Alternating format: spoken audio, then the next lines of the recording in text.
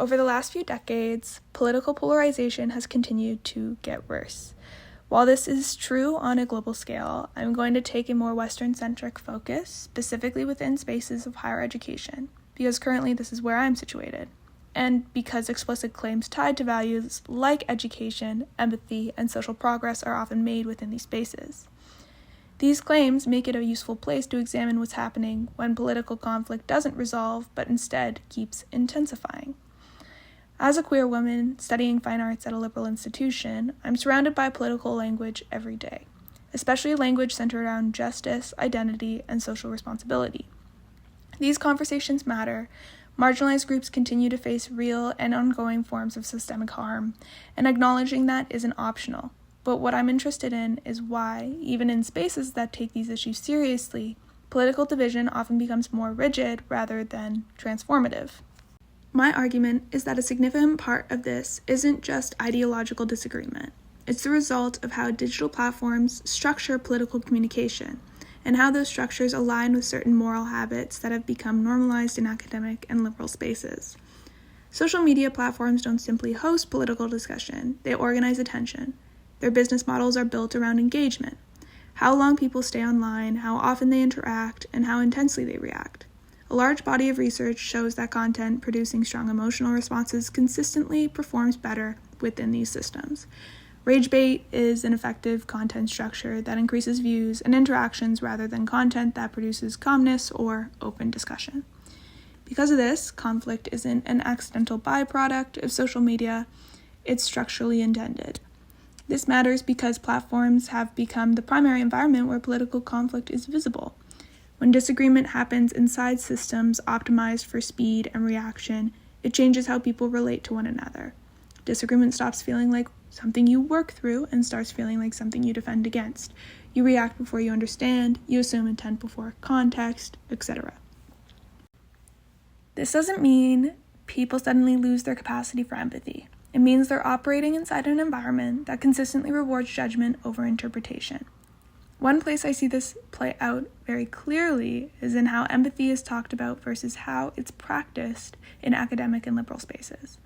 Empathy is often treated as a core value, but there's also a growing tendency to treat understanding as the same thing as excusing, or to confuse empathy with sympathy. Empathy, at its most basic level, is just the ability to understand how someone arrived at a position. It doesn't require agreement, and it doesn't erase harm. A phrase I've heard quite a bit recently that models this idea is, "It's not my job to educate you." On a literal level, that's true. People are not obliged to act as unpaid teachers, and setting boundaries around emotional or intellectual labor can be necessary. But there are two distinct ways this idea gets used. The first is reasonable, recognizing personal limits and refusing impossible expectations. The second is more complicated, using that boundary to disengage entirely from communal responsibility, while still framing disengagement as morally or intellectually superior. In practice, the second use becomes a way of treating others as incapable of change, and once belief is framed that way, conversation becomes pointless by definition.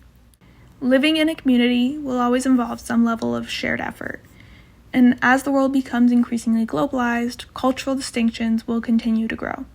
That doesn't mean constant emotional labor or endless explanation, but it does mean acknowledging that understanding others is part of how social change happens. Treating lack of education or misinformed beliefs as moral failures doesn't lead to change. And in today's day and age, it doesn't even just lead to stagnation. The produced isolation fuels the problem, because now there's another place the socially isolated can turn, online, and they will continue to recruit. This dynamic aligns closely with what's often referred to as cancel culture. Rather than understanding it as an ideological movement, it's more useful to see it as a predictable outcome of high-emotion environments. Platforms make conflict extremely visible and connection comparatively costly.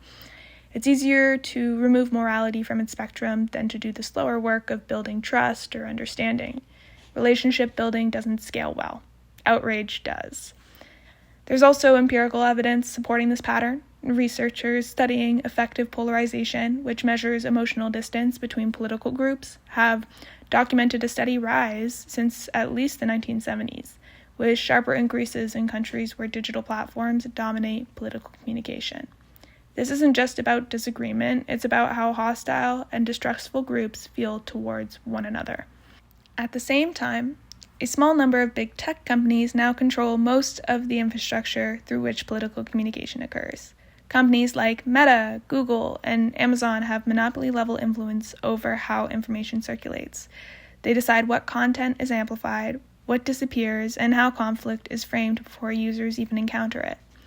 This power isn't neutral. These systems are designed to keep attention circulating horizontally between individuals and quote-unquote opposing groups, rather than upward toward institutions or economic structures.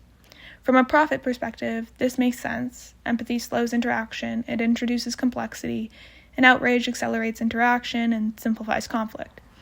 So the erosion of empathy isn't just a cultural failure or a decline in individual character, it's useful. This doesn't mean polarization is inevitable or natural. It means we entered a designed environment because it was convenient. We traded slower, more reliable forms of communication for efficiency, which in practice often means faster emotional feedback and constant stimulation. These platforms do provide real benefits, but as media literacy declines, the harms increasingly outweigh the positives. Ultimately, these systems don't care what people believe. They care that beliefs are held intensely enough to generate reaction. Empathy interferes with that process. It slows things down. And once you recognize that, it becomes easier to understand why online political conflict feels constant, exhausting, and largely unproductive, and why spaces that claim to value empathy still struggle to sustain it. The patterns I've been describing show up most clearly in how information is filtered rather than in what people explicitly say they believe.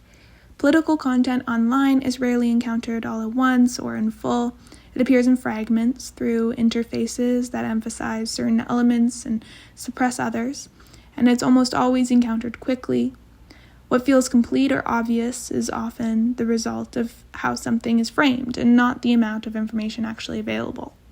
Adapting an earlier installation I did titled Monocles, which uses 2 overlaid video channels, viewers can look through red and blue acrylic filters that each show a different series of political propaganda, tied to the color representing a political side. The sculptural frame surrounding the video references billionaire corporations by appropriating logos to point to the concentration of power behind these systems, and to demonstrate the media manipulation of these economic actors. Placing viewers inside the act of choosing and making that choice visible gives a more realistic picture of the media structure most of us participate in daily. If online political conflict feels constant, exhausting, and unproductive, that's not simply a failure of individual empathy. It's a consequence of systems that profit from keeping conflict active and unresolved. The work doesn't attempt to fix those systems, but I hope it gives a little more power to the individual when understanding how they can improve it.